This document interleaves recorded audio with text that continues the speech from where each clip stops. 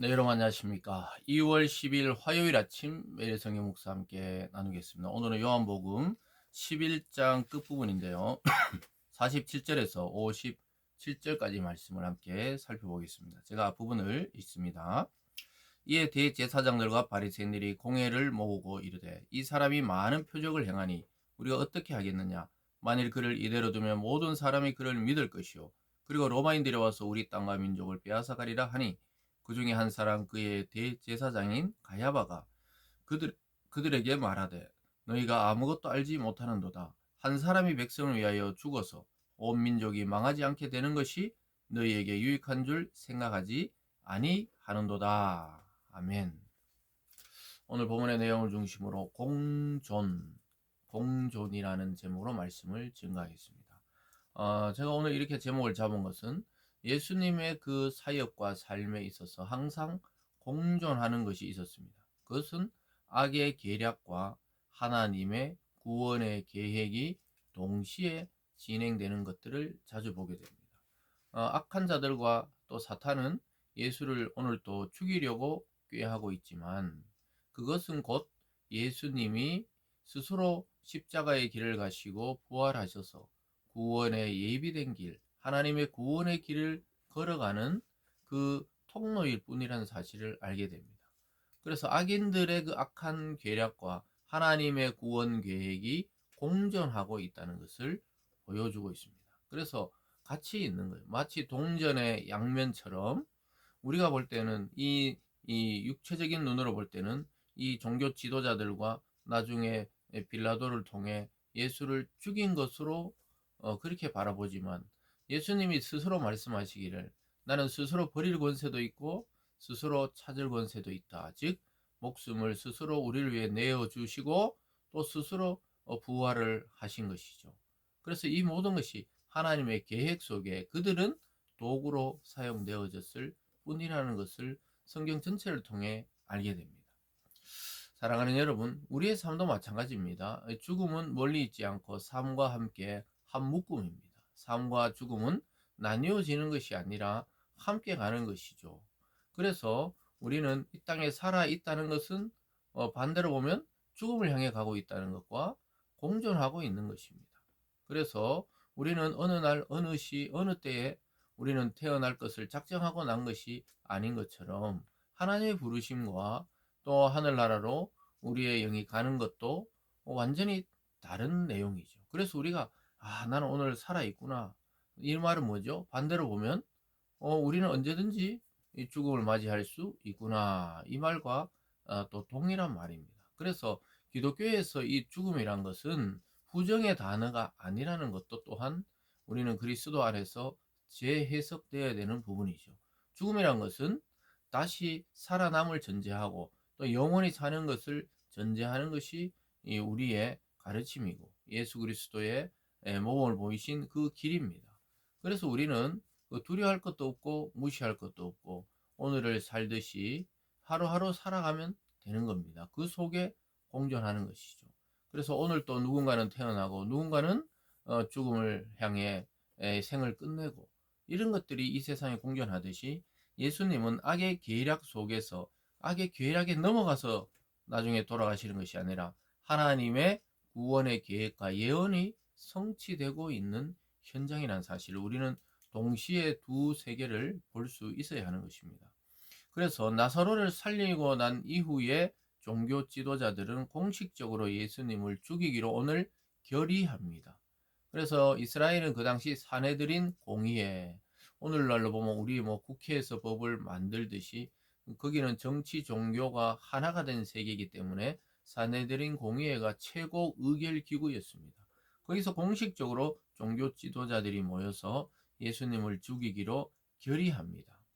그래서 왜냐하면 죽은 자까지 살아났다고 하니까 많은 사람이 그를 믿고 따르게 되니까 자기들의 기존 체제가 무너지고 종교 지도자들은 특히 자기들의 입지가 약화되고 자기들의 그 권세와 부가 흔들리기 시작하니까 그를 싹을 잘라버리려고 하는 것입니다.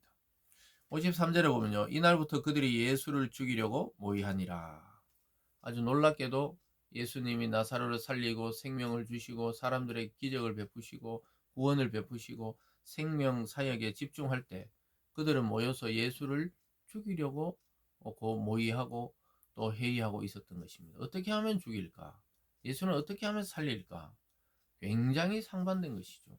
여러분, 이것이 이 기존성의 이 무서움입니다. 그래서 사람들은 굉장히 이 어떤 기존의 틀에 반항하는 것 또는 반대되는 것 또는 다른 길을 가는 것 굉장히 위험하고 또 위협을 주고 무시하죠. 그래서 우리는 참 놀랍게도 세상에 하나님의 일들을 이룬 모든 사람들은 기존성과 반대로 갔습니다. 예수님도 그랬고 또 예수의 제자였던 바울도 나중에 보면 전혀 유대인의 최고 지도자가 되는 길에서 자기는 돌아서서 예수를 핍박하던 자에서 예수를 증거하는 자로 주님 만난 이후에 바뀌게 됩니다.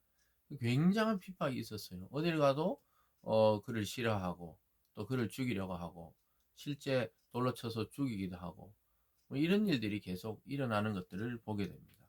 어쨌든 예수님이 나사로를 살린 그 사건이 결정적으로 예수를 죽여야 한다는 그런 결의를 끌어내는 아주 굉장히 아이러니한 사건이 일어나고 있는데요. 이 모든 것이 하나님의 구원의 계획을 성취하는 과정이었다는 것입니다.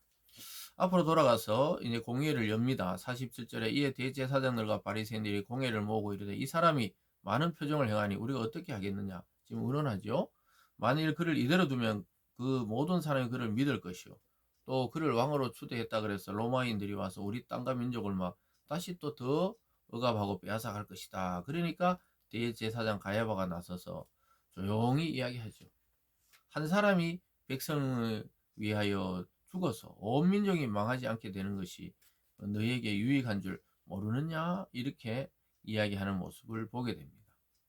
참 놀랍게도 이 사악한 발언이죠. 대제사장이 예수를 죽이자는 거죠. 한 사람을 죽이자 이건데 자기 입으로 자기도 모르게 하나님의 예언을 하는 거예요. 한 사람이 백성 위에 죽어서 온 민족이 구원받고 망하지 않는다. 예수님이 돌아가심으로 그를 믿는 모든 자가 살아난다는 그 예언의 성취를 자기 입으로 이야기하고 있는 것입니다. 자기들은 예수를 죽일 악한 계획이었지만 사실은 하나님은 그런 계획 속에서도 하나님의 섭리를 역사하게 하셔서 그들의 손이 아닌 예수님 스스로 나중에 보면 잡혀가십니다. 그들이 잡아오러 왔을 때 그냥 순순히 예수님이 이제 때가 되었다 그러면서 그 길로 가시는 것을 보게 됩니다. 어쨌든 이러한 여러 가지 정황이 공존하는 때가 바로 이때였습니다. 이때부터 이제 죽이기로 공식적으로 그전에는 어떻게 하면 트집을 잡을까 이랬는데 이제는 완전히 죽이려고 공식적으로 이야기하는 것이죠.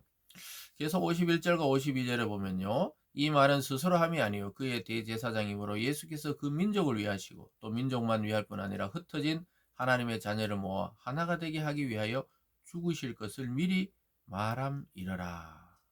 아주 놀랍게도 자기들은 죽이려고 공모하고 있는 것이 하나님이 자기 민족만 아니라 하나님의 자녀들, 이 세상의 모든 하나님을 믿는 자녀를 모아 하나 되게 하기 위해서 죽으실 것을 미리 말합니다.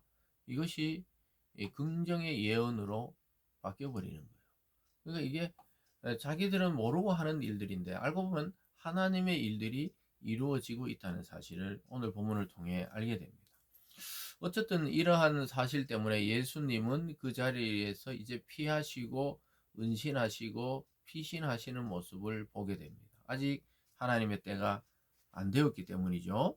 54절입니다. 그러므로 예수께서 다시 유대인 가운데 드러나게 다니지 아니하시고 거기를 떠나 빈들 가까운 곳인 에브라임이란 동네에 가서 제자들과 함께 거기 머무시느니라. 유대인의 유월절이 가까움에 많은 사람이 자기를 성결하기 위하여 유월절에 시골에서 예루살렘에 올라갔더니 그들이 예수를 찾으며 성전에 서서 서로 말하되 너희 생각에는 어떠냐 그 명절에 오지 아니하겠냐 하니 이는 대제사장과 바리새인들이 누구든지 예수 있는 곳을 알거든 신고하여 잡게 하라 명령하였습니다.